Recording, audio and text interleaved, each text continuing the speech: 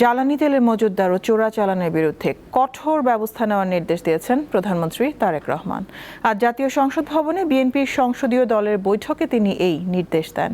পরে chief whip Mohammad Nurul Islam মনি জানান, যারা বাজারে কৃত্রিম সংকট তৈরির চেষ্টা করছে তাদের বিরুদ্ধে অভিযান পরিচালনা করা হবে।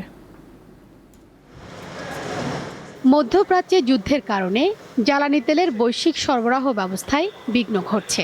এর প্রভাব পড়েছে বাংলাদেশে। অনেক পাম্পে মিলছে না পর্যাপ্ত জ্বালানি। সরকার অবশ্য বলছে দেশে জ্বালানি তেলের কোনো সংকট নেই। বিষয়টি শনিবার ক্ষমতাসীনদের সংসদীয় দলের সভায় উঠে আসে। সংসদ নেতা প্রধানমন্ত্রী তারেক রহমানের সভাপতিত্বে বিকেলে এই বৈঠক হয়। শুরুতে জাতীয় সংসদের স্পিকার হাফিজ উদ্দিন আহমেদের স্ত্রী দিলারা হাফিজের মৃত্যুতে শোক প্রকাশ করা হয়। বৈঠক শেষে চিফ হুইপ জানান, জ্বালানি তেলের সরবরাহ স্বাভাবিক রাখতে প্রধানমন্ত্রী সংশ্লিষ্টদের প্রয়োজনীয় নির্দেশ দিয়েছেন। আপনারা জানেন, পাশের দেশের তেলের দাম কম, আমাদের দাম কম, ওদের দাম বেশি। খুব সঙ্গত কারণে চোরাচালান হচ্ছে। চোরাচালান রোধের জন্য তিনি কঠোর ব্যবস্থা নেওয়ার জন্য হোম মিনিস্টারকে বলেছেন এবং তারপরে কঠোর ব্যবস্থা নেওয়া হবে।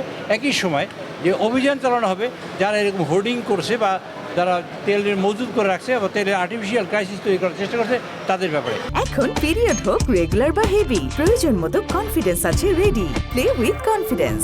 তিনি আরও জানান, ঈদে ঘটে যাওয়া সড়ক দুর্ঘটনা নিয়ে বৈঠকে প্রধানমন্ত্রী দুঃখ প্রকাশ করেন। এই ধরনের ঘটনার পুনরাবৃত্তি রোধে তিনি সংশ্লিষ্ট মন্ত্রণালয়কে তদন্তের নির্দেশ দিয়েছেন।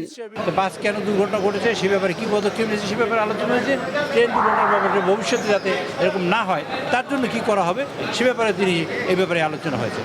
এর আগে সকালে অনুষ্ঠিত হয় ত্রয়োদশ জাতীয় সংসদের সংসদ কমিটির প্রথম বৈঠক। প্রথম অধিবেশনের অডিও বিভ্রাটের কারণ খতিয়ে দেখতে উচ্চ পর্যায়ের কমিটি গঠন করা হয়েছে।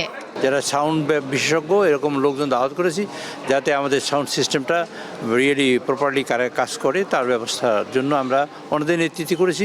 দুটো জিনিস দেখবো, এখানে একটা সিকিউরিটির আসপেক্ট আছে যাতে সাবোটেজ হয়েছে কিনা, আর হলো রিয়েল সাউন্ড সিস্টেমের প্রবলেমটা কি, তার রিজলভ করার পদ্ধতি কি, সেই দুইটা। বৈঠকে 10 এপ্রিলের মধ্যে সংসদ সদস্যদের আবাসন বরাদ্দ সম্পন্ন করার সিদ্ধান্ত হয়েছে বলে জানানো হয়। শিউলি শবনম, দীপ্ত সংবাদ, ঢাকা।